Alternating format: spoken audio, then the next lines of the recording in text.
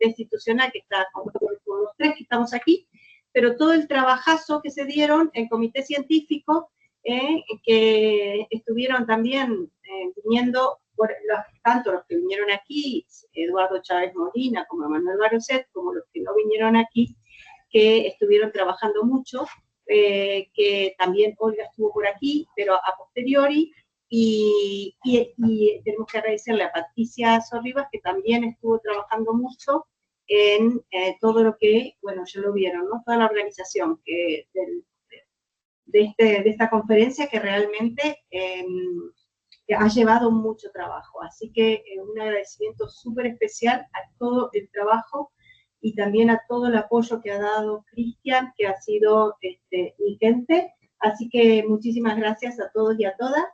Y ahora vamos a empezar la presentación de cada mesa, y cada mesa va a proyectarla.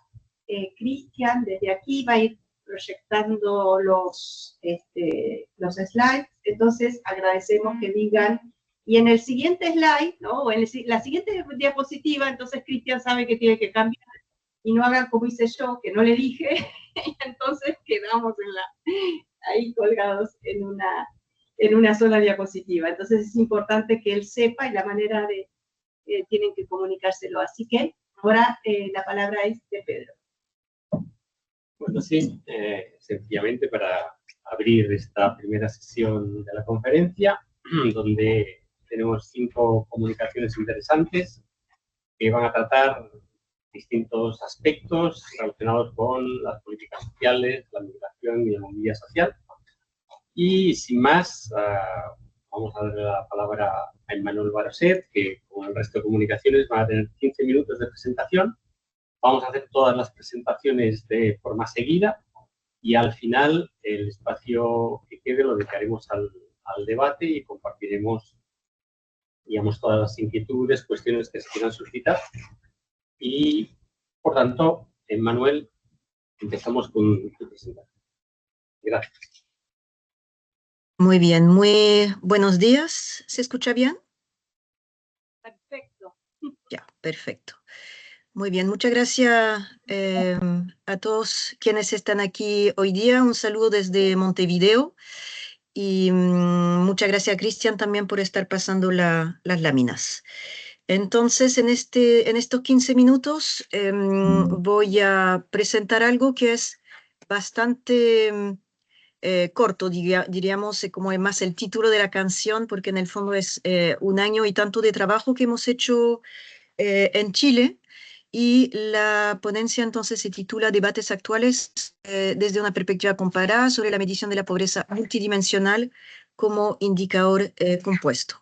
Estoy acá en un rol de socióloga, pero también de contribuidora a la política pública, porque esto se enmarca en el esfuerzo que hace Chile en este momento, el gobierno, para renovar la medición de la pobreza en Chile.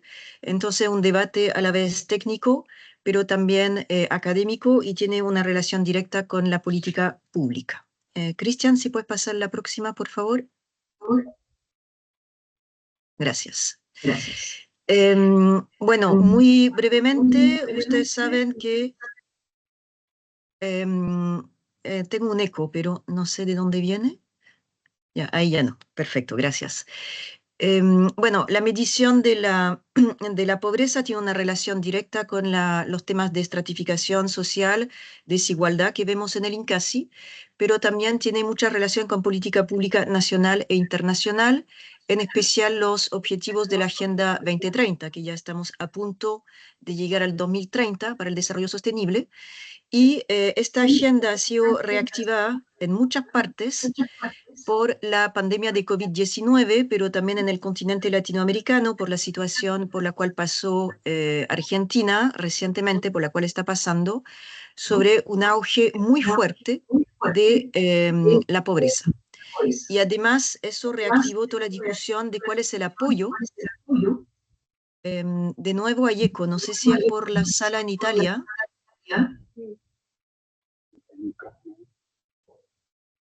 Sí, quizá hay que cortar un micrófono. No, están apagados. Ya, bueno, sigo entonces. Muchas gracias, Sandra. Gracias, Sandra.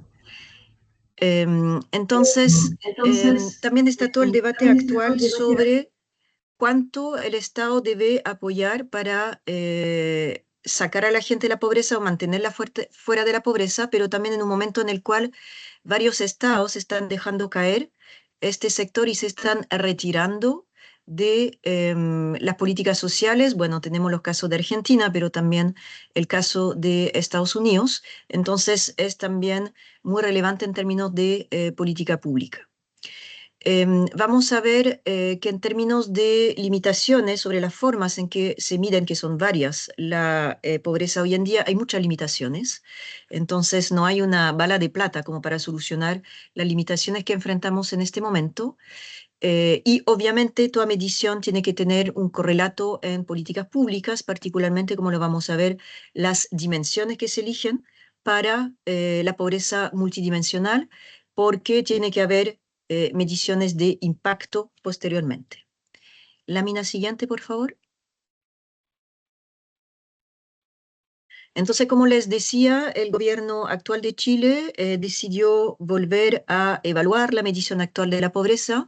Eso se suele hacer en los distintos países. En Chile hubo otra comisión hace 10 años atrás que introdujo con más firmeza la medición multidimensional. Y 10 años después, particularmente después del estallido y del COVID, se decidió nombrar una nueva comisión y estamos trabajando para pensar la medición de la pobreza a 10 años plazo, no es solamente para el año que viene. Y estamos cerrando, ahora mes de mayo estamos cerrando el trabajo, trabajamos desde diciembre del 2023, somos 10 comisionados que asesoramos al Ministerio de Desarrollo Familiar y de Desarrollo Social y Familiar sobre muchísimos aspectos técnicos que tienen también que ver con la revisión del instrumento de medición, que es la encuesta de caracterización socioeconómica en Chile, incluida su frecuencia, el formato de levantamiento y todo el sistema de gobernanza institucional alrededor de la aplicación de este tipo de encuesta. Bueno, ustedes saben en general, hay muchas formas de medir la pobreza. En general es por hogar, no es una medición individual. De hecho, la encuesta que les mencionaba, la CACEN, es una encuesta por hogar. Y las tres grandes medidas que se suelen usar, hay varias medidas además dentro de cada una de estas medidas, está la pobreza absoluta, que es una estimación del coste de un conjunto de bienes que se considera que garantizan las necesidades básicas de consumo. Y los umbrales de pobreza absoluta se usan más bien en países en desarrollo, que es el caso en especial de América Latina, como lo veremos a través de las mediciones que hace la Comisión Económica para América Latina, la CEPAL, con la cual trabajamos también en el proyecto INCASI. Después está la pobreza relativa, que se usa más bien en Europa, que es una definición de un nivel de vida para una distribución determinada de los ingresos, como la media, la mediana o algunos quintiles. En general, la media se fija alrededor del 50 o el 60% para establecer umbrales y se usa, por ejemplo, en la Unión Europea. Y después hay una última generación que es la medición subjetiva, donde se le consulta a la gente misma lo que constituye un nivel mínimo socialmente aceptable en una sociedad determinada, por lo tanto es adaptable a la estructura cultural y material de cada sociedad. Se usan las respuestas de encuestas una pregunta como la siguiente: ¿qué nivel de ingreso considera usted personalmente absolutamente mínimo? Es decir, con menos no podría llegar a fin de mes. Y la respuesta tiende a ser una función creciente de los ingresos reales, por lo tanto hay un solapamiento con la noción de vulnerabilidad y esto también se usa en la Unión Europea. Bueno, voy a pasar muy rápidamente sobre esto. Sobre los métodos hay muchísimas limitaciones. Nadie llega a esta altura del partido diciendo tengo la solución para la medición de la pobreza, porque claro, obviamente hay que ver si es el énfasis en nacional, si queremos también tener comparaciones a nivel internacional, a nivel continental. La Unión Europea obviamente que lo tiene mejor resuelto por la serie de datos estadísticos de los cuales dispone desde los años 50. En América Latina nos cuesta bastante más y ahí CEPAL nos presta todo el apoyo, pero existen muchas limitaciones. Hay un excelente documento de la OCDE sobre estos temas que, bueno, a esta altura del partido hay varios métodos e hipótesis Por lo tanto, hay distintos umbrales y no es una falencia de los métodos, es solamente, como lo sabemos, que las herramientas que usan nos permiten ver distintas partes de la realidad social, pero no toda la realidad social. También tenemos el tema de la frecuencia de la actualización de los datos, porque necesitamos que las cosas sean suficientemente fijas como para establecer comparaciones en el tiempo. Para todos los estados es muy importante poder medir la evolución de la pobreza. No basta solamente tener para un año, pero también el umbral de la pobreza, según cómo se define, podría fijarse demasiado bajo en algunos países, demasiado bajo en otros, y ahí está todo el gran problema que tenemos de medición comparada, particularmente en el INCASI. Y bueno, la evolución de la pobreza en el espacio y en el tiempo es menos transparente, entonces, como lo señalaba, no hay una vara de plata que permita resolver todos los problemas de medición. La siguiente, por favor. Ya. Igual hay mediciones gruesas, esta es la global del Banco Mundial, que son datos bastante recientes, donde en términos de pobreza absoluta, los datos que se usan hoy en día ponen un umbral en aquellos que viven para la pobreza extrema con menos de 2,15 dólares por día, y la pobreza, la línea es 6,85 dólares por día, ¿ya? Y hay un cuadro ahí donde ven la evolución en los últimos años. Perdón, Cristian, si puedes volver al anterior. Donde hay una evolución por continentes. Acá no está América Latina, pero están, sí, está América Latina, perdón. No, lo que no está es Europa. Entonces, con la evolución desde el 2009 hasta estimaciones recientes, y como ven, hay bastante diferencia por continentes en base a esta medición total, global, y por ese umbral de pobreza absoluto. Siguiente, por favor, Cristian. Ya. Y después sabemos que hay otras formas también, porque cuando decimos quiénes están por debajo, obviamente están los que están justo arriba, y que están susceptibles de entrar y salir de la pobreza, y son las personas vulnerables, que también el Banco Mundial los define como las personas que viven entre 6,85 y 14 dólares por día, que tienen un alto riesgo de caer en la pobreza, y arriba de 14 dólares hasta 81 dólares por día está lo que el Banco Mundial llama la clase media. Siguiente. Bueno, después está el gran tema de la medición de la pobreza por CEPAL. Voy a pasar muy brevemente, pero es un esfuerzo que se ha hecho para el conjunto de los países de América Latina, que casi ya no se usa la línea de la pobreza extrema, pero la línea de la pobreza, como lo vimos anteriormente, se define en base a un nivel de ingreso por persona que permite satisfacer las necesidades básicas de todos los miembros del hogar, y como ustedes saben, en general esto ha sido definido en base a una canasta básica de bienes, de alimentos, que tiene un equivalente en calorías y en precios, con un promedio de gasto, obviamente, para la totalidad de la población, pero sabemos que hay variaciones según niños, mujeres, hombres, según la edad también. Entonces hay un montón de cálculos detrás de esto respecto de lo que pasa con el hogar. También se calcula los ingresos del hogar, que ustedes saben que hay, según las encuestas, un trabajo muy fino que hay que realizar ahí. Y el problema que existe con esto de la medición por ingresos en base a la canasta es que en los últimos años esta medida ha perdido relevancia con el aumento del nivel de vida, y de parte de la misma CEPAL hay una conclusión no oficial, pero ya bastante consolidada, de que en países como México, Uruguay y Chile ya no permite dar cuenta de lo que pasa con la pobreza, porque la tasa sigue bajando a niveles que no se corresponden con lo que la gente percibe en términos de realidad social, particularmente después de la pandemia. Entonces, bueno, no me da tiempo acá para detallar el por qué se va extinguiendo esta línea, pero fundamentalmente es una mezcla de desfase entre gasto e ingreso, también problemas de medición del IPC, del índice de precio al consumidor, y también del quintil de referencia, que hay un quintil de referencia para las mediciones de la canasta básica.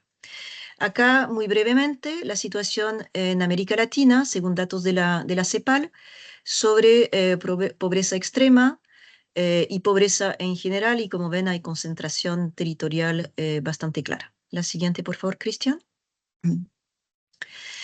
Bueno, además de la medición por ingresos absoluta, hay un avance desde los años 70 hacia una medición multidimensional, porque en el fondo se considera que las medidas monetarias no abarcan todos los aspectos del bienestar humano, y ahí se retoman los trabajos de Sen y su equipo, y por lo tanto se avanza en un cómputo de privaciones que en general son cada vez más estandarizadas. El gobierno mexicano fue uno de los primeros en avanzar en eso, con una medición de la pobreza multidimensional desde el 2010, y lo siguió Chile. Cristian, por favor. Bueno, esto es una tabla resumen que hizo el Banco Mundial sobre la medición del bienestar y los indicadores de privación. Bueno, hay 119 países en el 2018 que tenían 3 dimensiones. La pobreza monetaria, que es la distinta, digamos, la que vimos anteriormente, y 2 más en base a la educación y en base al acceso a infraestructura. Pero hay solo 6 países en el 2018 que tenían 6 dimensiones, es decir, una que es la por ingresos y 5 que son otras dimensiones, y ahí se agregan además, o 4, perdón, adicionales, que son la salud y la nutrición y la seguridad. La siguiente, por favor, Cristian. Gracias. Entonces, bueno, ese modelo se ha refinado, también está todo el trabajo de la OPHI, la Oxford Poverty and Human Development Initiative, que trabaja con CEPAL y que trabaja con la última comisión en Chile, y hay un avance bastante fuerte sobre ese tema de las necesidades básicas, en el entendido de que a mismo nivel de ingreso, según el acceso que tengan las personas a determinadas, digamos, dimensiones del bienestar, puede o no puede satisfacer esas dimensiones del bienestar. No es solamente un tema de ingreso. Siguiente, por favor, Cristian. Ya, esto es el esquema para Chile. Ya, esto es por fuera de la medición por ingresos. Esta es la medición actual. No les puedo aún dar la medición que estamos proponiendo, porque el informe lo terminamos a fin de mes. Pero como ven, hay 5 dimensiones acá. Una de educación, una de salud, una de trabajo y seguridad social, una de vivienda y entorno, y una de redes y cohesión social. Y cada una a su vez tiene 3 indicadores. De ahí el título de indicadores compuestos. Y la última dimensión, que es la última que entró en la medición chilena, tiene un peso, un ponderado relativo menor, que es del 10%. Todas las demás tienen 22,5%, que era una forma como de ir viendo cómo entraba esta nueva medición que tiene que ver con apoyo y participación social, trato igualitario y seguridad. Siguiente, por favor. Muchas gracias. Bueno, ya para ir cerrando, como les decía, nosotros vamos a emitir nuestras conclusiones para Chile en unos días, pero todo el trabajo que tenemos que hacer es que efectivamente, por ejemplo, en Chile estábamos en una medición de la pobreza por ingresos muy baja respecto de la percepción de la población, alrededor del 6,5 para ingresos y alrededor del 20% multidimensional. Entonces había una sensación de que no se ajustaba a la percepción de la población. También está como toda la pregunta sobre si tiene sentido seguir estimando la pobreza en base a una canasta básica. De hecho, hay países como Canadá que usan no la canasta real de lo que consume la gente, porque para eso se necesitan encuestas de presupuesto de hogares que son ultra detalladas para llegar a saber qué es lo que consume realmente la gente, más toda la evaluación de los precios. Entonces, cada vez más se usan canastas normativas, donde hay una recomendación de lo que las personas deberían comer, pero claro, no tiene un correlato con la realidad de lo que comen. También, como en todas las encuestas, hay preguntas que dejan de funcionar bien, es decir, cuando uno ve que no hay varianza en la aplicación según los niveles, según los quintiles, por ejemplo, no son buenas preguntas, que es lo que pasó con la participación en organizaciones civiles en Chile. pero también hemos tenido efectos en todo el mundo de aumento del gasto por sobre el ingreso, que hubo, bueno, en el caso de Chile fueron por los retiros del 10% en la pandemia, que las personas pudieron retirar de sus fondos de pensiones, pero en otros países fue transferencias directas, y eso distorsionó en los últimos años la relación entre gasto e ingreso.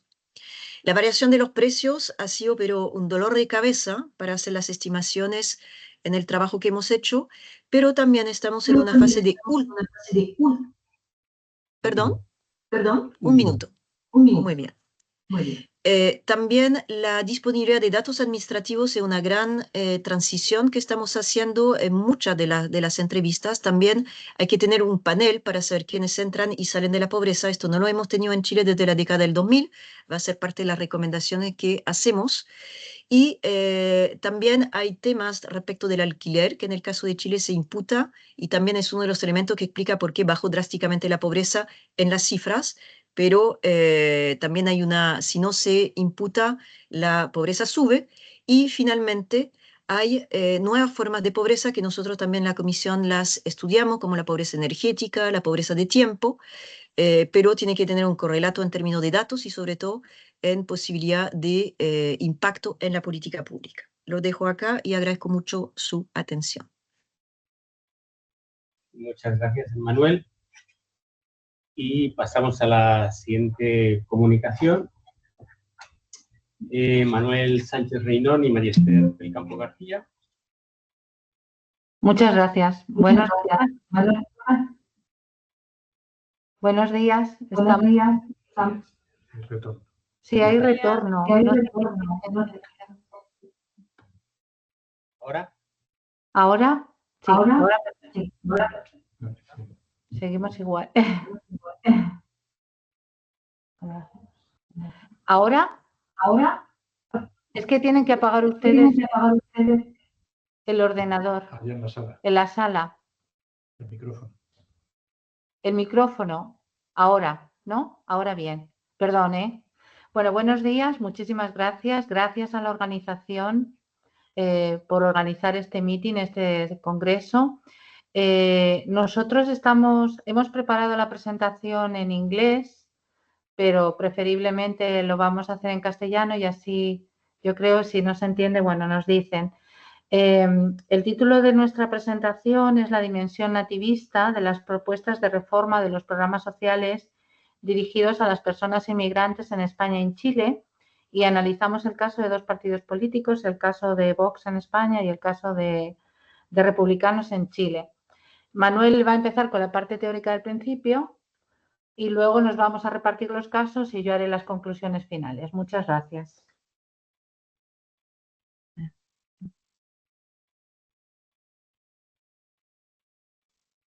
Buenos días. Nosotros planteamos en la introducción teórica el debate que ya se produjo en los años 90 sobre si los partidos de derecha radical eran partidos populistas, y ese debate se ha ido modificando en comienzos de esta década al introducirse algunas críticas a las propuestas de carácter neoliberal y autoritarias que han ido redirigiendo el debate hacia el estado de bienestar, entendido como un estado de bienestar chauvinista, identitario. Esa evolución que se ha producido en la última década lo recoge en varios autores, entre ellos citamos a Forti, que comenta que esas dos formulaciones se están solapando. ¿Qué pasa? Sí, perdón, Cristian, gracias. Se están solapando esas dos formulaciones, la social identitaria y la autoritaria neoliberal, pero está cobrando cada vez más peso la social identitaria, como demuestran algunos casos, como es el Partido de Reagrupamiento Nacional en Francia, la Chega, que acaba de obtener un resultado muy importante en Portugal, o Vox en España. También otros autores, la siguiente, sí, gracias, Cristian, Rovira y Zanotti, también están de acuerdo con Forti en señalar el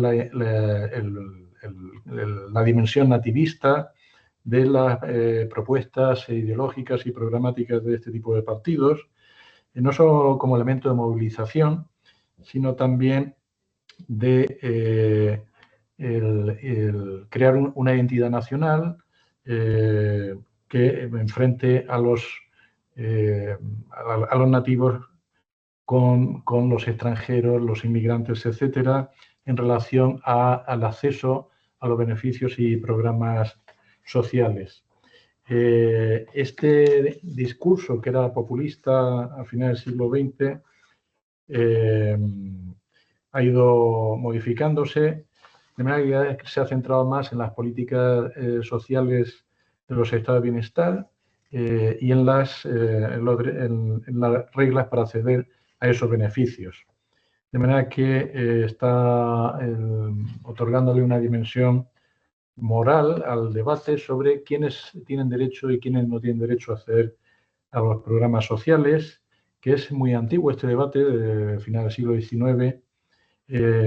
Acordémonos de las leyes de pobres en el Reino Unido, quiénes tienen derecho a acceder a los programas sociales, quiénes son, digamos, las personas que aportan con su trabajo, su esfuerzo fiscal, etcétera, a la dimensión de bienestar, y quienes no lo harían, que serían excluidos, como las personas migrantes. Nosotros planteamos dos preguntas sobre si efectivamente está produciéndose una evolución hacia una identificación nativista de este tipo de partidos o siguen siendo partidos populistas. Hay autores que plantean que esto está ocurriendo, no solamente en el discurso.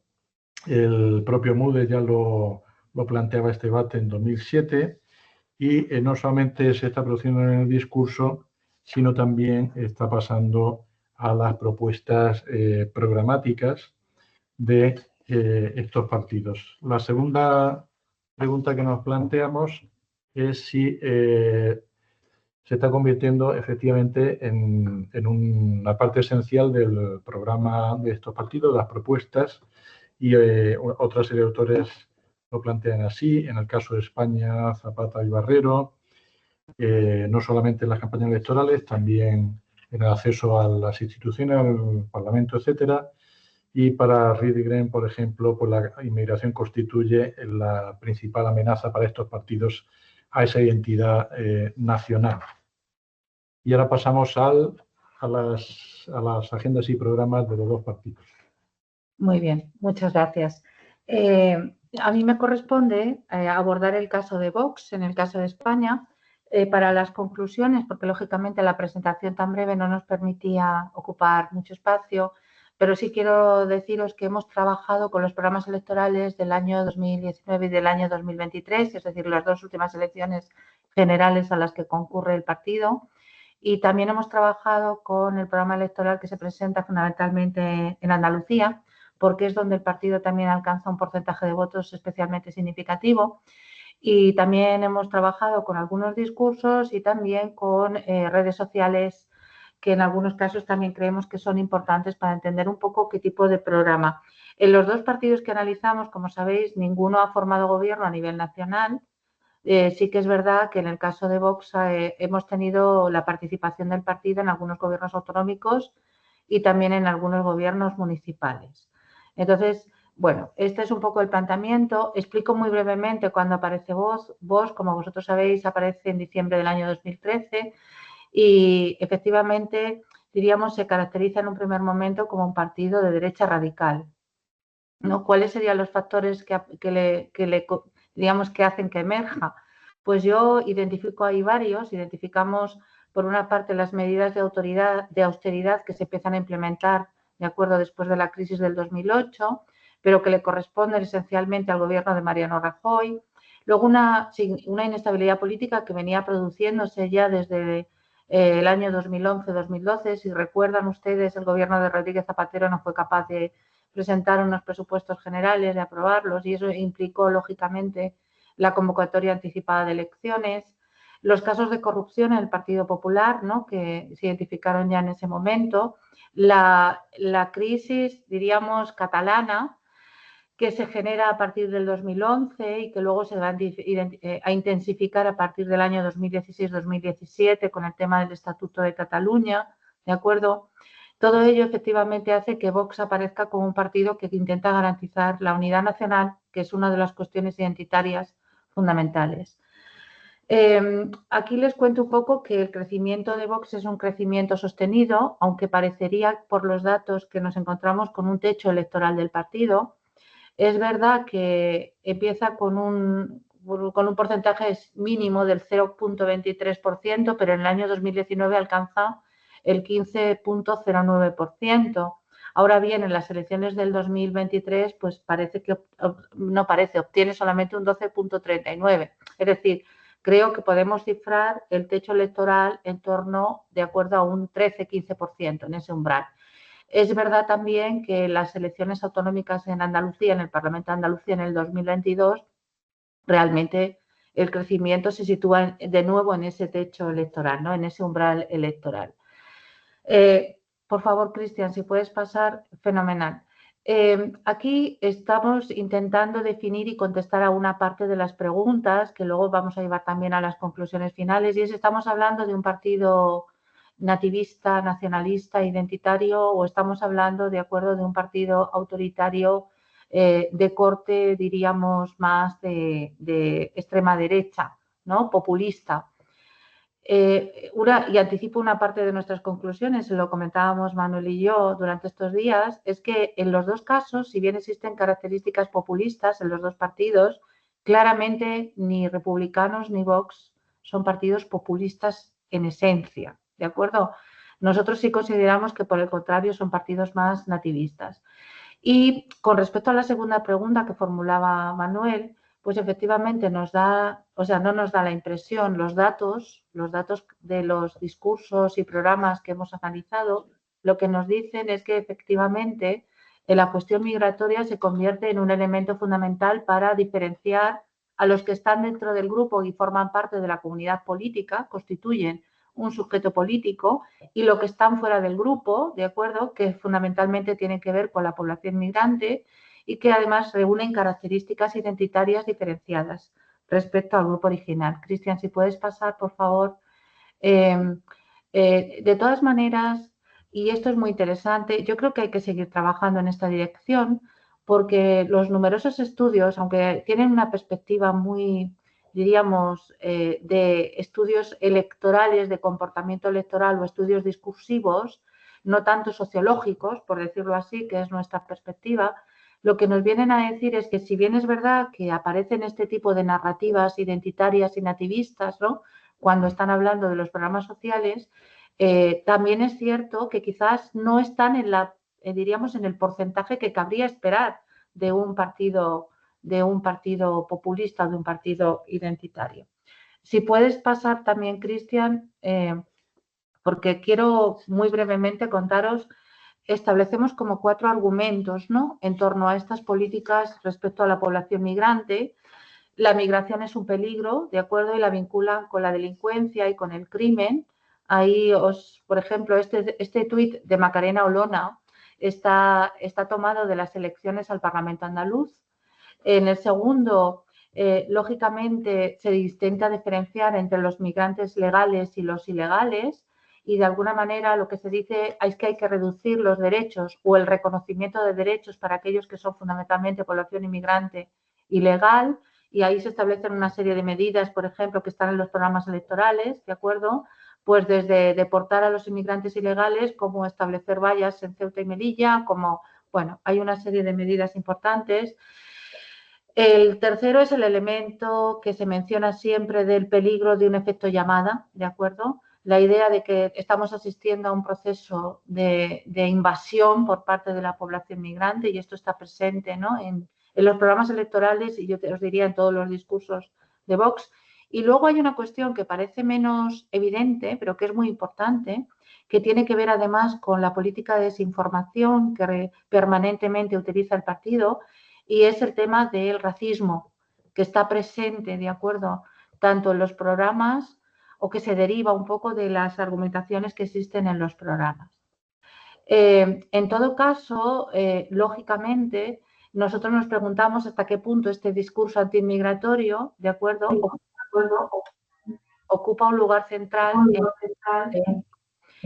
Yo planteo aquí una cuestión en términos de interpretación.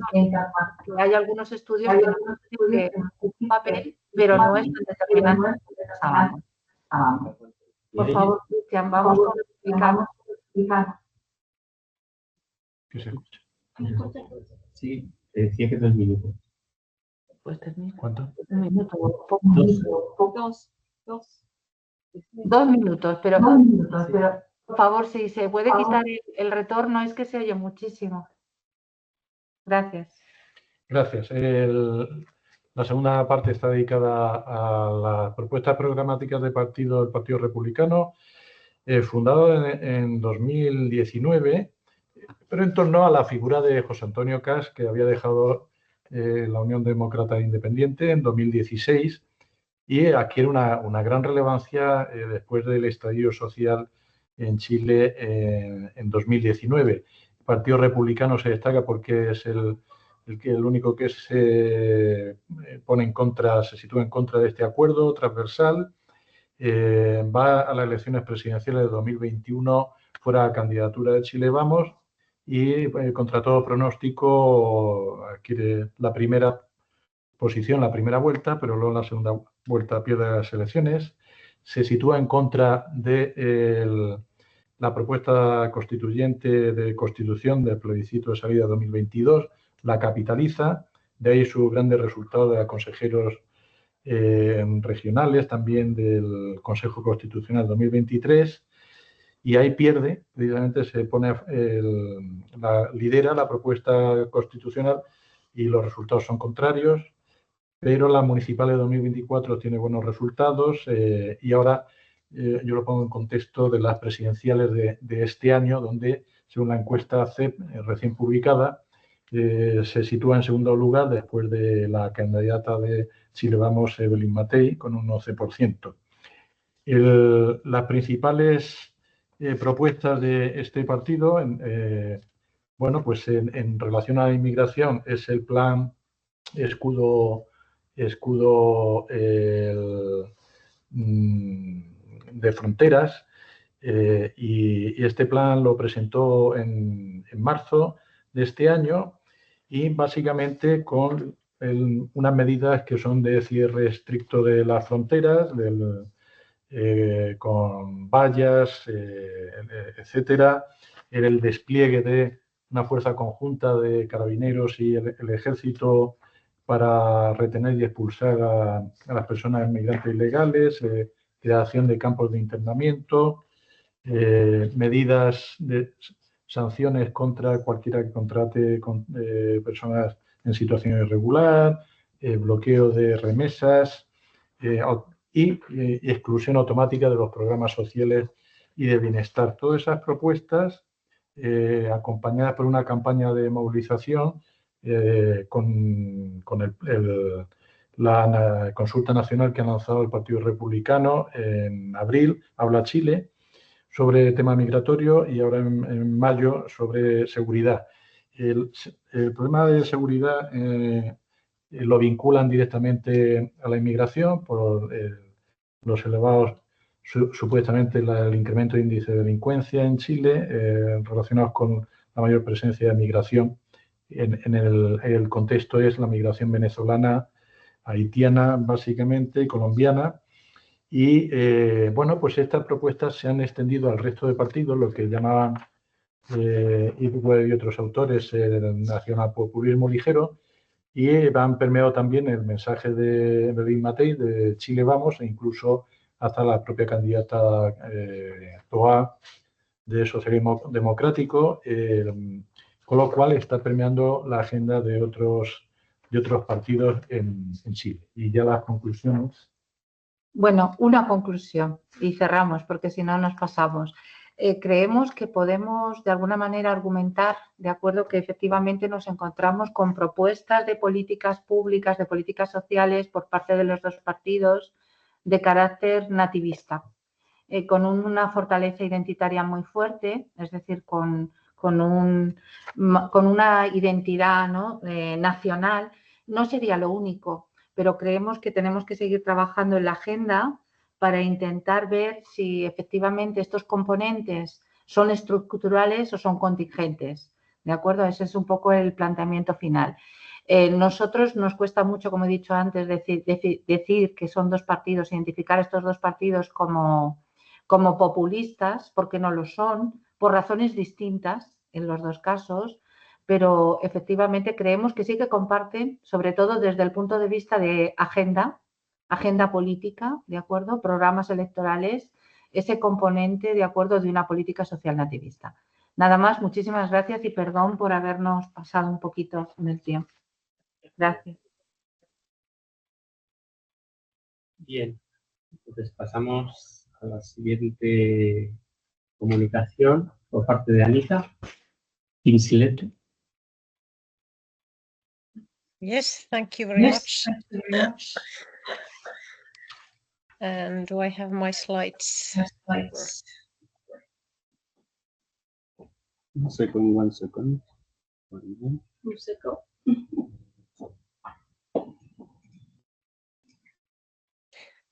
I have them open here as well.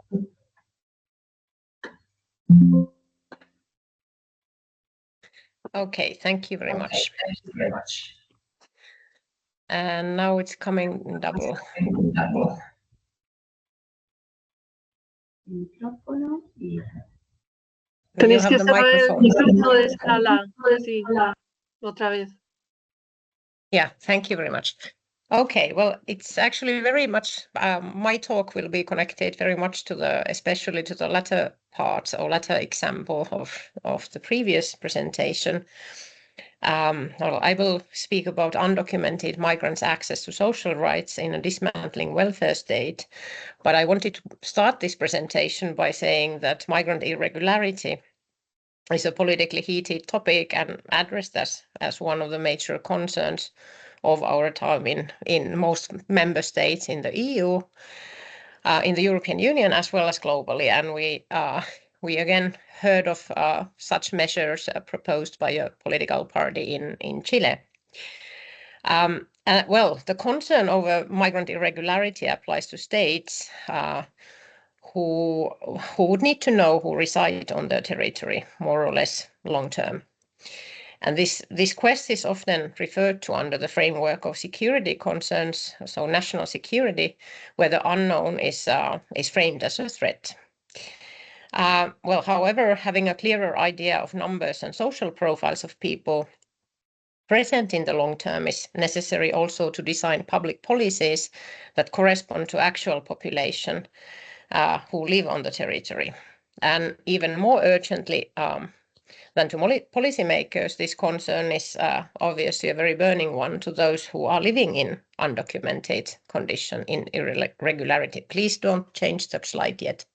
Yeah, I will tell you, Christian, thank you. So in this presentation, well, it draws on a paper that we are writing with a colleague of mine, Camilla Marukko-Almimar, and it's based on a study we conducted in 2021, 2023, a commission study that was proposed by or commissioned by our Prime Minister's office at the time, and it was something that there was the quest for knowledge by our government at that time on knowing more on undocumented migrants' access to social rights in Finland. And so in this presentation, I will briefly talk on who is an undocumented migrant and how to recognize them. I locate this question also in the context of Finland and changes over time on this perception or this possibility of recognizing. I will then explain what I mean by this dismantling welfare state that I use in the title. And for this Nordic welfare state, post-welfare state, and the third one, this dismantling welfare state, need to be located in continuum. And then I will briefly present the results of or some of the main results of the study we conducted, and then also discuss a bit what happened after 2023, because we had parliamentary elections in the spring of 2023, and our current government would certainly not commission such study. So please, next slide. So, recognizing and responding to migrant irregularity. Well, undocumented migrant very simply would refer to a person residing in a country not of their own nationality and without a valid residence permit. So it certainly doesn't mean that the person wouldn't have any documents, or most likely they have multiple documents. The person may have entered via regular channels, and they also may have held a residence permit previously that has expired and they haven't been able to renew it. Well, as I said, it's a politically very heated topic in most countries I know more closely. It's obviously it is a heated topic in Finland, but let's say that Finland was very late in acknowledging that such a phenomenon would exist within its territory. So compared to many other countries, and also including its Nordic neighbors, Sweden and Norway, that are usually used as the closest reference group. And how this perception or this recognition came about, there was a publication of a book called Paperittomat, Les Sans-Papiers, The Undocumented, in 2010 by journalist Katja Viitanen and photographer Katja Tähjä. And this book actually, it portrayed several profiles of people, or interviews and pictures of people who were living in undocumentedness, but they were not people living living as undocumented in Finland, but they had been actually interviewed elsewhere. And some of them had been undocumented in Finland, but they had been removed from the country, or they had decided to continue their journeys otherwise. But the publication of this book actually launched this kind of broader debate on the issue, or the discussion of like what if this phenomenon existed in Finland? What if we had people who stayed in the territory or resided in the territory in the long term, but without a valid residence permit? Well, around that time there was a national network for addressing undocumented migrants' concerns that was established, that there were people, organizations, individuals who had been in touch with people without a valid residence permit prior to 2010, and then also organizations working with asylum seekers and the associations focusing on homelessness, and plenty of other actors who joined the network, and the network still continues its existence. I'm part of the network since the beginning, and we have the next meeting next week. Well, the more broad consciousness, pardon for the typo in the slide, among citizenry was also coming about during the so-called refugee crisis in Europe, so in 2015, 5 years later. And the reason being that because that year there were several times more than average year of people coming to seek asylum in Finland too, the accommodation capacity for asylum seekers was quite fast exhausted, and home accommodation was used as a solution. So basically people had more this kind of like really close contact in family-like relationships between people, and more, let's say, regular citizens grew aware of the difficulties people were facing in the migration asylum system, and also the successive changes in the law. Next slide, please. Yeah, so briefly on this, on the notion of, or the continuum of Nordic welfare state model. So basically, what this model and the social contract underlying the model is, it's based on universality. So basically, that it would apply to everyone. One might say that it's applying to all citizens, where we can then also think, what if you are not a citizen? What does this mean in this context? But then also publicly funded social services and as a part of a very important part of the social contract, also this tripartite system. I mean, labor unions, employers, organizations, and the state negotiating. I mean, not only conditions related to employment, but then also of the broader social security framework within that. Well, post-welfare state is a concept that is not that recent. Even it has been discussed already, or the discussions I'm familiar with, they emerged around early 1990s, and in the midst of budget cuts during the recession. And it doesn't mean that it's something that comes after the welfare state, but it means that it's sort of a reduced version of this welfare state ideology. And dismantling welfare state would, in my view, very well describe the current context in Finland, which means self-imposed austerity measures to cut social spending, but also increasing costs directed at military spending at the same time, and this due to the war we have in the middle of Europe and because of the long border with Russia, which is why it's very easy to justify for the citizenry that we need to increase this spending, even if in general we have to cut all spending. But then also in the current context, it's also the social contract being dismantled. So the reduced role of trade unions in any of these negotiations, which will then bear on workers' rights and labor rights, and then also increasing privatization of the care sector, but then also increased subsidies of private parts of the care sector in the midst of cutting costs. Next slide, please. So the study I mentioned, so where are we with undocumented migrants' access to rights in this context? So the study was launched in 2021, report published 2 years later. And so, as I mentioned in the beginning, at that time we had a government who acknowledged that such people exist and that they should have access to social rights. Well, they have rights and they should have access to them. We had 3 ministries involved in the steering committee. There was the Social and Health Affairs, Justice Ministry, and the Ministry of Interior. And each of them did have quite different approaches to the theme. Social and Health Affairs willing to know the details of the territorial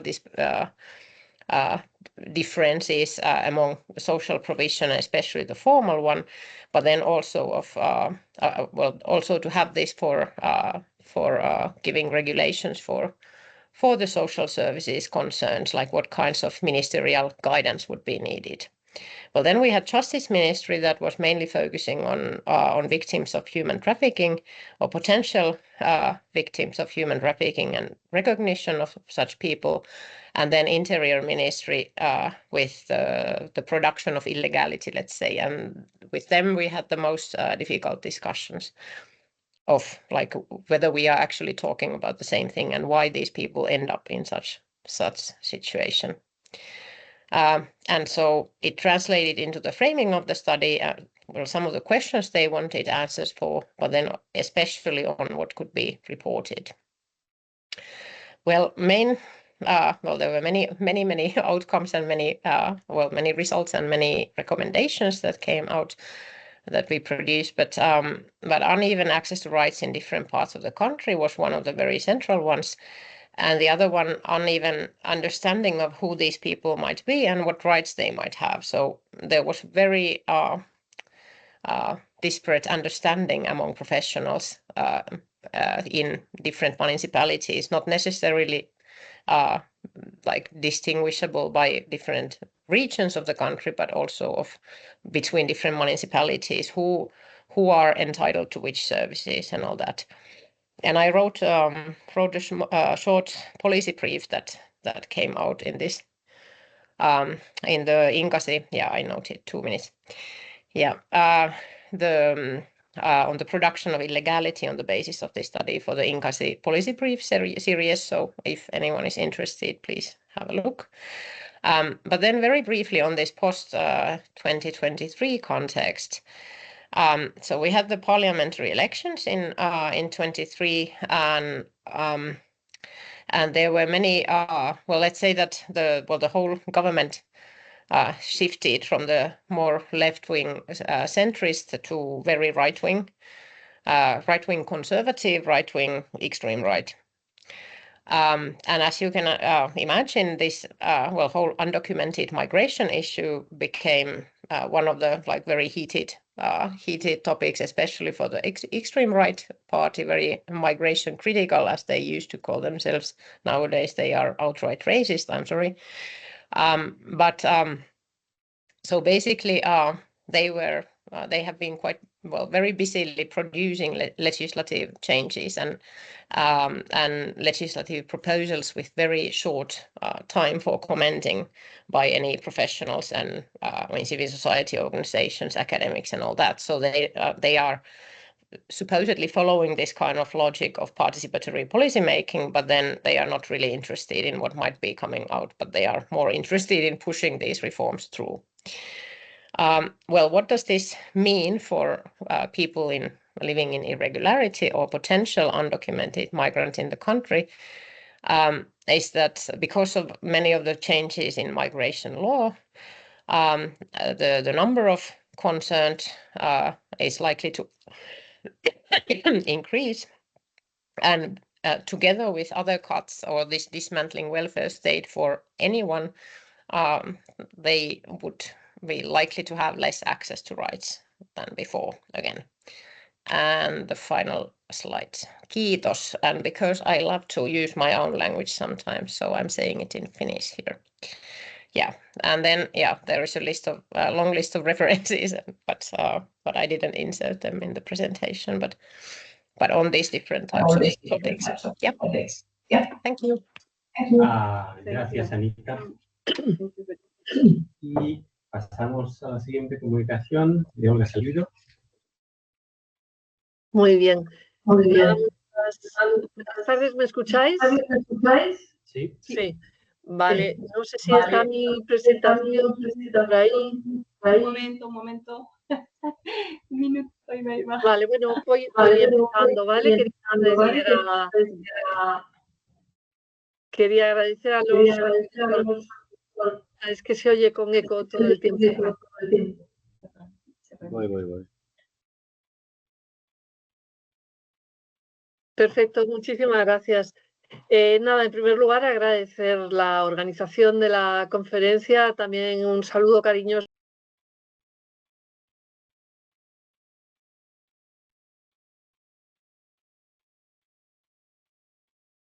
Olga, no te escuchamos. No te escuchamos, Olga, que has muteado. Sí, sin querer. Se ha colgado. Se ha colgado un momento. Olga. ¿Sí? ¿Sí? El micro, ahí está, ahora sí. Ahora sí. Vale. Bueno, os estaba deseando feliz estancia, así que puedo resumirlo brevemente. Nada, esta investigación se inscribe, yo creo que bastante bien en las líneas generales del proyecto INCASY, porque lo que me preocupa o nos preocupaba era básicamente qué capacidad tienen los estados de bienestar para de alguna manera frenar o reorientar o reducir las dinámicas desigualatorias del mercado, ¿no? Entonces, la investigación la inicié hace algún tiempo con el fallecido Julio Carabaña, pero ahora la retomé al hilo del proyecto y estoy pues muy contenta de poder avanzar en ella. Pasa, por favor, a la siguiente diapositiva. Gracias. Entonces, he elegido el contexto de las dos últimas crisis. ¿Por qué? Bueno, pues porque precisamente es como una especie de prueba de estrés para los estados de bienestar, es ponerles en una situación crítica, la que hay que hacer frente a unas dinámicas que son todavía más radicales o más agresivas desde el punto de vista de la desigualdad. Así que la cuestión que nos planteábamos, pasa por favor a la siguiente diapositiva. La siguiente cuestión la he simplificado mucho, es cómo de efectivos han sido los estados del bienestar para compensar las desigualdades de mercado en dos periodos, 2008-2013 y 2018-2023.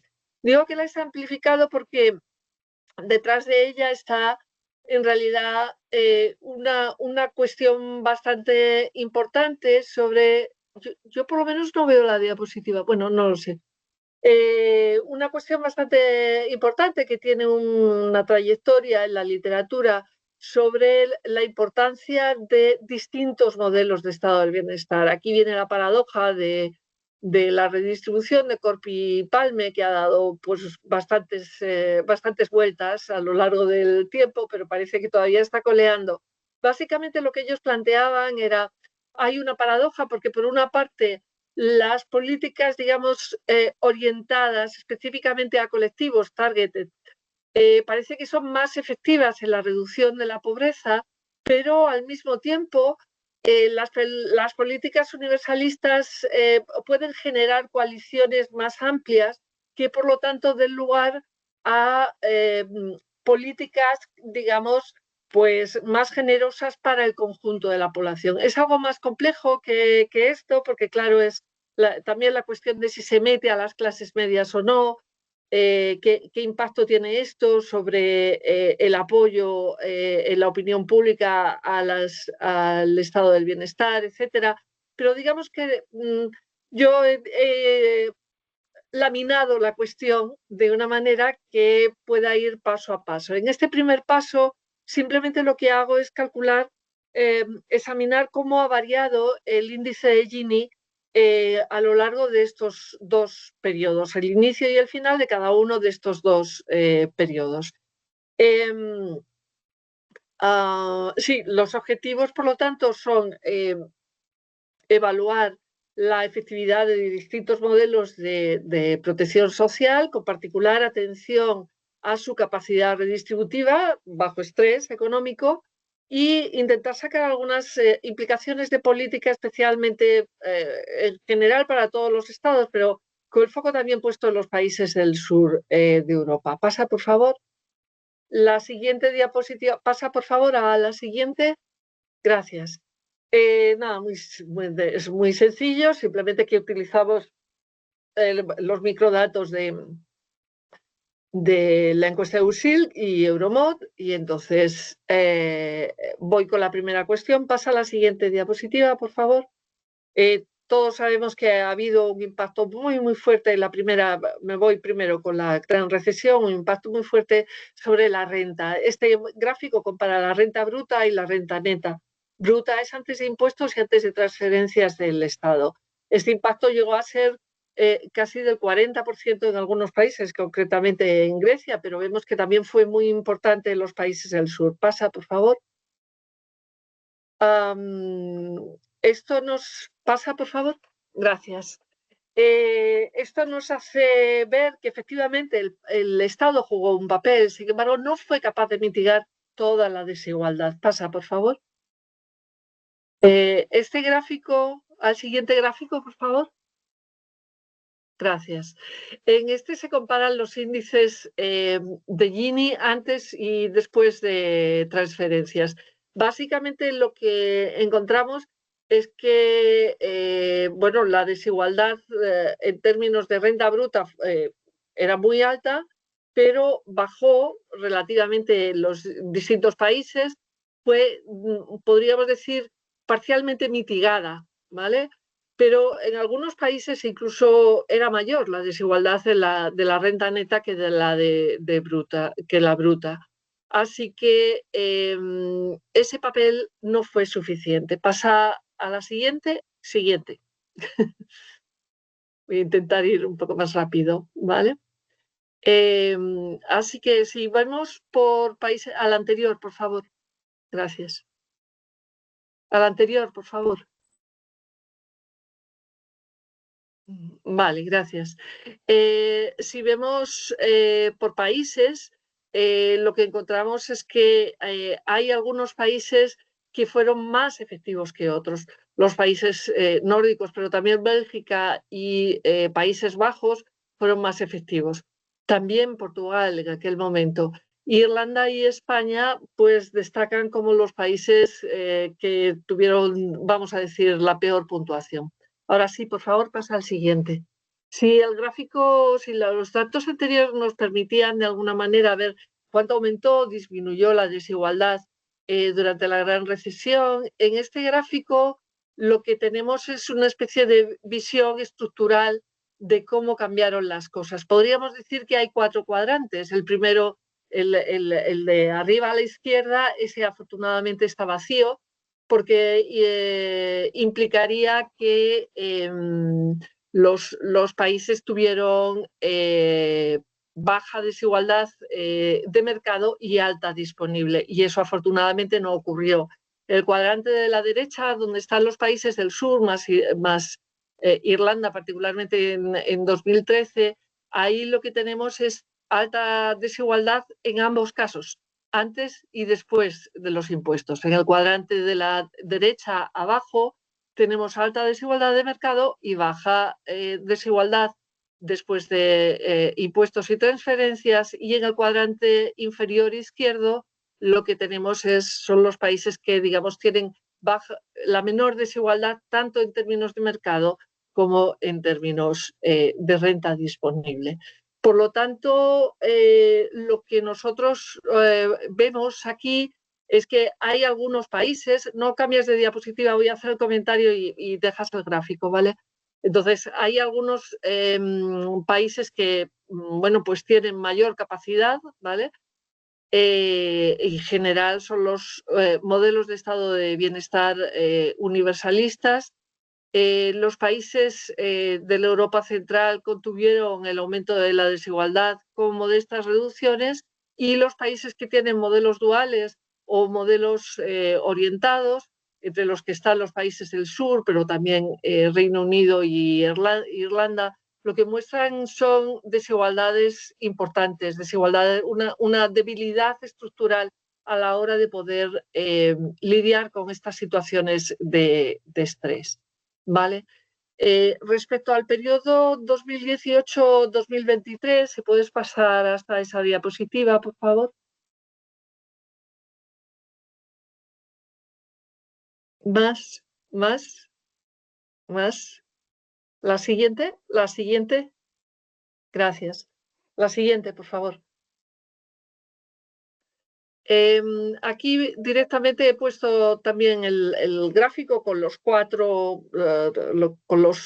cuadrantes, y como veo que me estoy comiendo el tiempo, vamos a ir a la diapositiva 19, que ofrece una fotografía global, ¿vale? Comparando lo que ocurría en 2008-2013, más adelante. Eso es.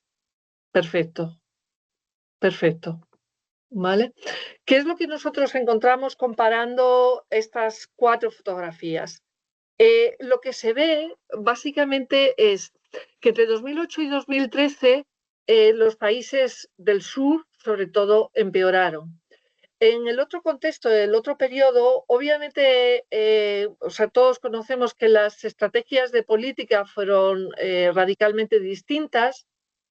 Sin embargo, las posiciones estructurales más o menos se mantienen.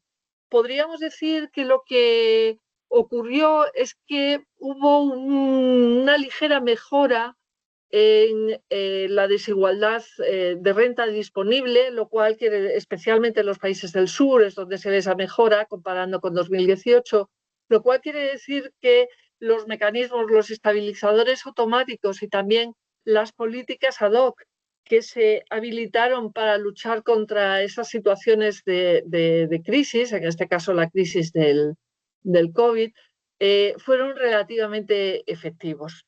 Si tuviéramos, pasa por favor a la siguiente diapositiva.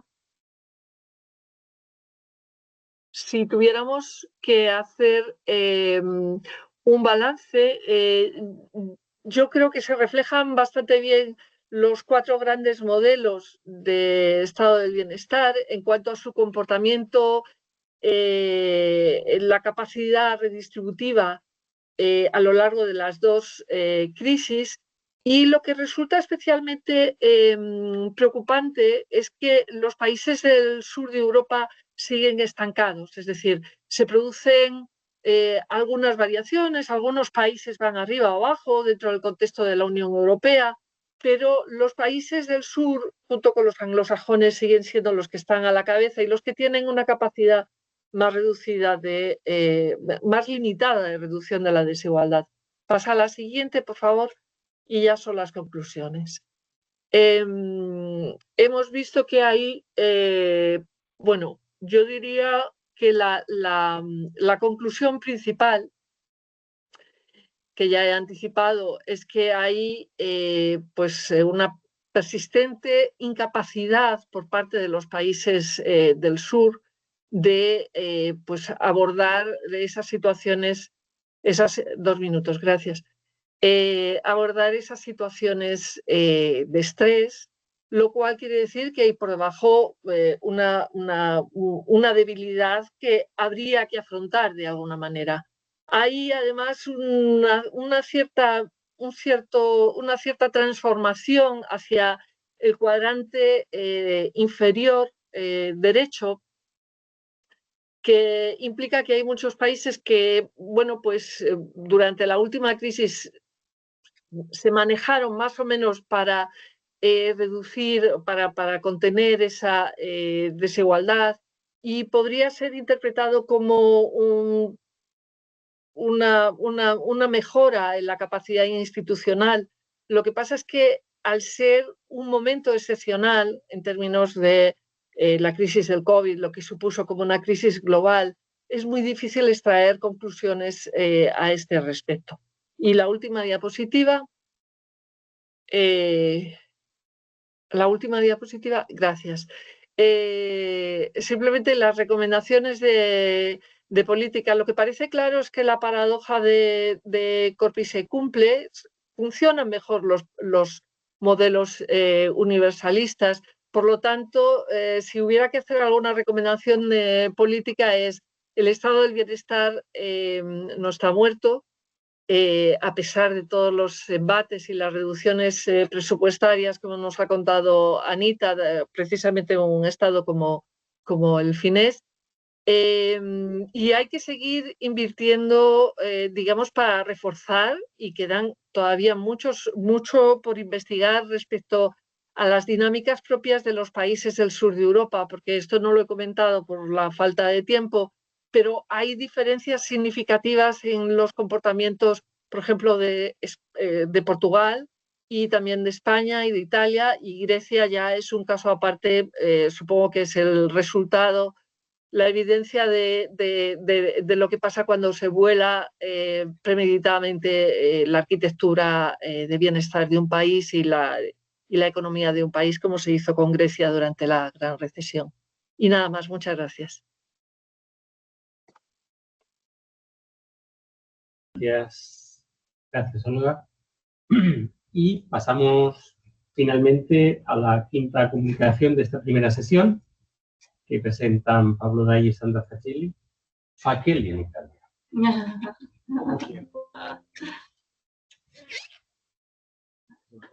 Pablo, ¿estás por aquí? Pablo. No se te escucha. Hola, hola. Ahora sí. Sí, perfecto. Nosotros apagamos el micrófono. Ahí está. Bueno, buenos días a todas y todos que están en América Latina, y buenas tardes a quienes están en Europa. Un gusto participar de este encuentro, y siempre los congresos, los seminarios de INCASE es una oportunidad para conectarnos con colegas de la red que están por todo el mundo, así que celebro mucho el encuentro. Buenas tardes, buenos días. Bueno,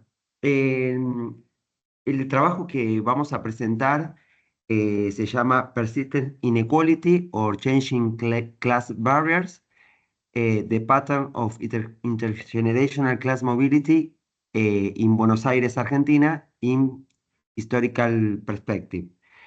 Es un estudio que venimos realizando con Sandra hace tiempo y cómo se inserta en este congreso sobre el papel de las políticas públicas. Porque es un examen, es un análisis de la movilidad social en perspectiva histórica, el análisis del caso de un país, de qué ocurre con el régimen de movilidad social intergeneracional y un análisis de cómo pudieron haber influido las políticas en el largo plazo, ¿no? Vinculado con lo que Sandra presentaba al comienzo de este congreso, de que las políticas que buscan influir sobre la estructura de clases y sobre el nivel de apertura de la estructura de clases, tardan mucho en sedimentar, las políticas que buscan intervenir sobre la desigualdad de oportunidades. Bien, el objetivo entonces es analizar cambios o no en el régimen de movilidad intergeneracional de clase en el área metropolitana de Buenos Aires en el largo plazo. Hay una aclaración. Junto con Sandra y cada uno en términos particulares, y también hay otros colegas que realizan investigaciones de Argentina Total País, pero eso tiene una limitación. Las encuestas de Argentina Total País son de 2003 en adelante, eso implica realizar estudios de cortes. Nosotros hicimos un análisis recortado al área metropolitana de Buenos Aires porque nos permite trabajar con encuestas de 1961, y que es la primera encuesta de Gino Germani de estratificación y movilidad social en el área metropolitana de Buenos Aires, y también la encuesta en la que trabajó Beccaria en 1969. Entonces, esto nos permite estudiar la evolución histórica del régimen de movilidad social intergeneracional a través de periodos. Bien, hay tres grandes hipótesis de trabajo que vamos a trabajar. En primer lugar, si Argentina, en su área metropolitana de Buenos Aires, presenta un patrón de movilidad social que pueda asemejarse al de otros países capitalistas con familias nucleares, que es lo que se estudió a través del modelo Core Model de Ericsson y Goldorp para los países centrales, y que luego Ishida y Miwa, o Ishida y otros colaboradores, buscaron a extender a países de desarrollo intermedio y de desarrollo más tardío. Luego, una segunda hipótesis de trabajo, una segunda pregunta de investigación, en realidad tiene que ver con, bueno, pero ¿qué patrón de movilidad social ajusta mejor al caso argentino? ¿El que se vincula con los países más desarrollados o con los países de desarrollo intermedio que tuvieron un proceso de industrialización más tardío en relación a los países centrales? Y la última pregunta nuestra refiere a si hubo cambios en el patrón de movilidad social intergeneracional en el tiempo, y siguiendo la hipótesis de Ishida y Miwa, las barreras de clase tenderían a volverse más abiertas en el tiempo en relación a la expansión educativa, el crecimiento del sector terciario y la reestructuración del mercado de trabajo. Seguimos a la próxima filmina. Bien. Bueno, voy a ser muy breve. ¿Cómo? Sí, eso, Pablo. Sé muy breve para ir al corazón, porque nos vamos comiendo el tiempo. Bueno, seguimos entonces. Seguimos a la próxima, a las próximas. Bien, el caso de Argentina es interesante al incluirlo en los estudios internacionales sobre movilidad social intergeneracional porque, como es conocido, como es sabido, Argentina tuvo una modernización temprana, sobre todo en la región pampeana, el epicentro económico del país, primero del modelo agroexportador y luego de la industrialización por sustitución de importaciones, y se caracterizó en el contexto latinoamericano por tener una estructura de clases más abierta y hasta fines de la década del 60 más equitativa, ¿no? Entonces eso, Argentina es un país que tenía amplia movilidad social. Luego, desde la década del 60 en adelante, fue un país que en el contexto latinoamericano y a nivel mundial, incluido las madres patrias de Argentina, que serían España e Italia, tuvo un estancamiento relativo y un retroceso en el nivel del crecimiento económico y el aumento de la desigualdad en su estructura social. Sigamos. Si se puede pasar. Bueno, el estudio, como les mencionamos, como mencioné anteriormente, implica un gran esfuerzo. Trabajamos 17 encuestas y eso implicó un esfuerzo grande de armonización de las bases de datos. La estrategia metodológica fue aplicar modelos log lineales. Sigamos. Básicamente, trabajamos con el modelo Core Model de Ericsson y Goldor y luego los cambios al modelo Core Model que hizo Ishida y colaboradores. Esto es algo muy específico, no lo voy a profundizar. Simplemente aquí pusimos las características que tenían las matrices para el estudio del régimen de movilidad social intergeneracional, que eso va a salir publicado más adelante y lo pueden ver con detenimiento. Sigamos. Vamos ahora brevemente al análisis de los datos. Bien, cuando esta primera tabla describe qué pasó, la evolución del régimen de movilidad social intergeneracional en el área metropolitana de Buenos Aires desde 1960 a 2021 a través de distintos periodos. Aplicando distintos modelos log lineales, lo que observamos es que los dos mejores modelos que permiten analizar la evolución del régimen de movilidad social son el de fluidez constante, full interaction, y el de fluidez constante con el modelo Core Model de Ishida y Miwa. Esto en los varones. Sigamos a las mujeres.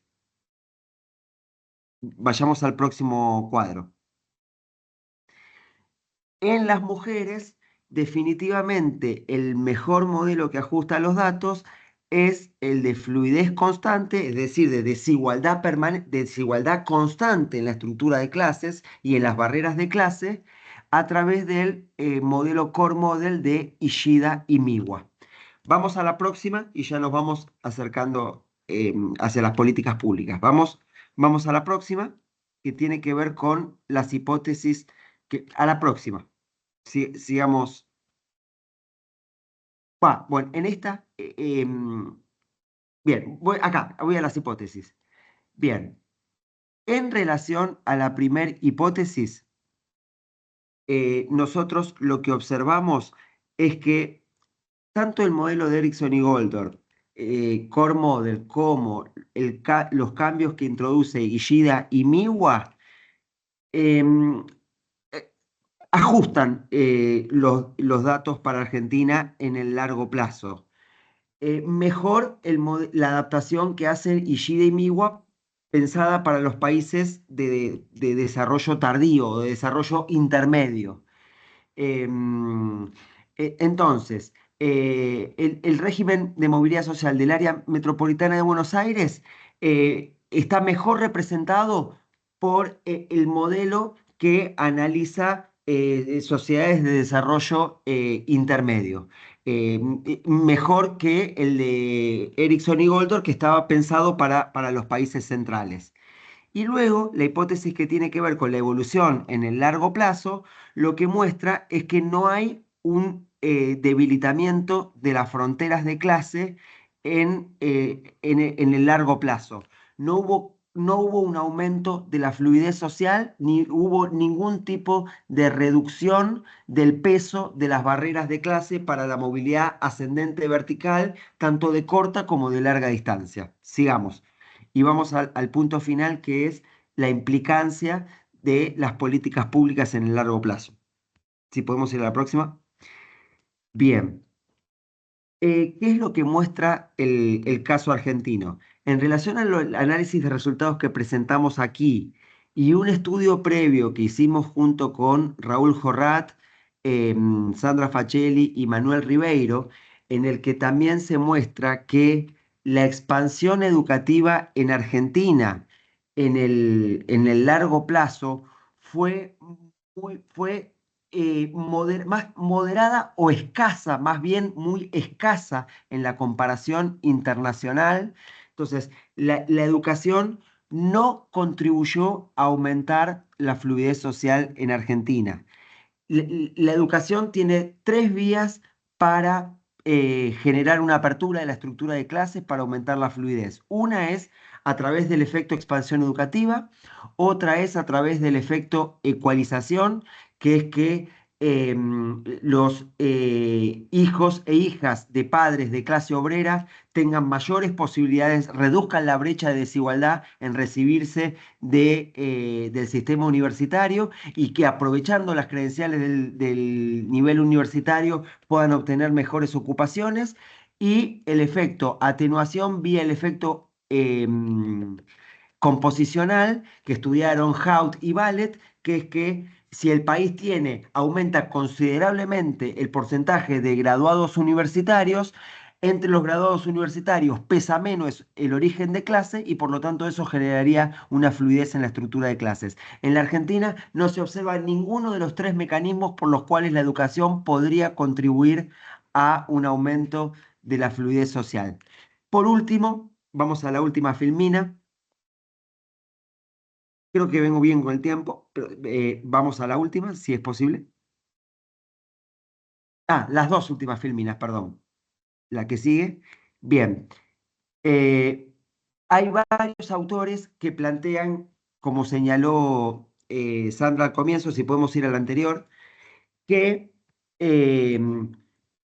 para generar una apertura de la estructura de clases, para reducir el peso de las barreras de movilidad social intergeneracional, es necesario que el Estado intervenga fuertemente sobre el nivel de desigualdad de condiciones entre las clases sociales en la estructura de clases, o tenga una política muy, vamos a resumirlo así, agresiva de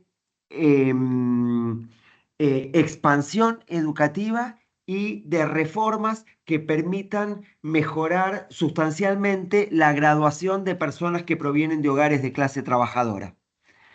En relación a ello, en Argentina no se han dado ambas políticas. La trayectoria en la estructura de clases desde la década del 60 hacia la actualidad ha sido de mayor desigualdad de condiciones entre las diferentes posiciones de clase en la estructura social. Eso es lo que los planteos que desarrollan sobre todo Goldorf y Bucodi. Para generar apertura en la estructura de clases, tenemos que generar una estructura de clases más igualitaria en términos de distribución del ingreso, acceso a la salud, acceso a infraestructura de vivienda, en fin, equiparar a las posiciones de clase.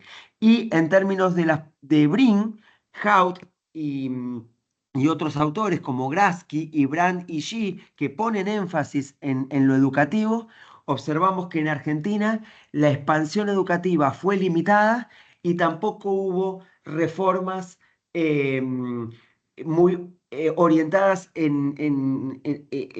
reformas educativas muy orientadas a mejorar sustancialmente la graduación desde hogares de clase trabajadora o de clases populares. En Argentina la educación superior es pública y gratuita, pero eso no alcanza para mejorar sustancialmente la graduación de personas que provienen de las clases populares.